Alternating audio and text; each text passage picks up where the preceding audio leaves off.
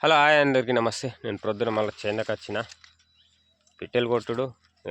ఇంకేంటంటే ఆవుల కోసం ఇక మక్క ఇది కొనలు కట్టి వేసుకోబోతున్నాయి. ఇట్లా కోసేస్తున్నా, నాకు ఇట్లా మధ్యలో కోస్తున్నా. అక్కడ ఇటుస పెట్టిన దూర సైడ్, దూర సైడ్ ఇటుస పెట్టేసిన.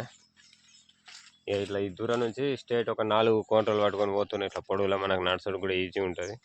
ఆల్రెడీ నేను ఇట్లా తవ్వలు ఇచ్చిన గ్యాపుల మధ్యలో మొక్కలు పెట్టినప్పుడు నడడానికి ఈజీ కోసం ఒకసారి గ్యాప్ ఇచ్చి తవ్విచ్చిన. నడడానికి ఫ్రీ ఉన్నది కానీ ఆకులు ఏంటంటే ఇట్లా మనం పోయినప్పుడు కొంచెం కోసినట్టు అయితే ఇవి ఆకులు, అందుకు తవ్వలు ఉంచిన కానీ కింద అప్పట్లో ఆకులు తీసేసిన కొన్నిటి తీసుకోవాలి.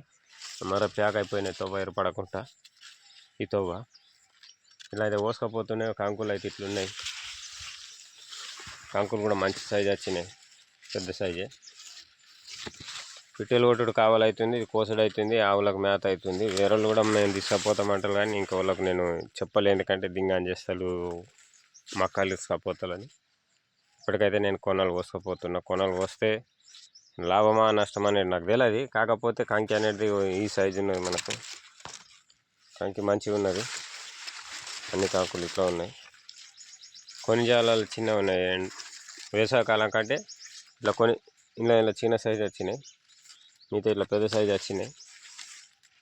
కొనలు వస్తే లాభం నష్టం అనేది తెలియదు. కాకపోతే ఆవులకు మేత లేదు. ఇప్పుడు గడ్డి వేరే దగ్గరికి వెళ్తే అలాంటి ప్రాబ్లం అయితే నేను కోసుకపోతున్నా.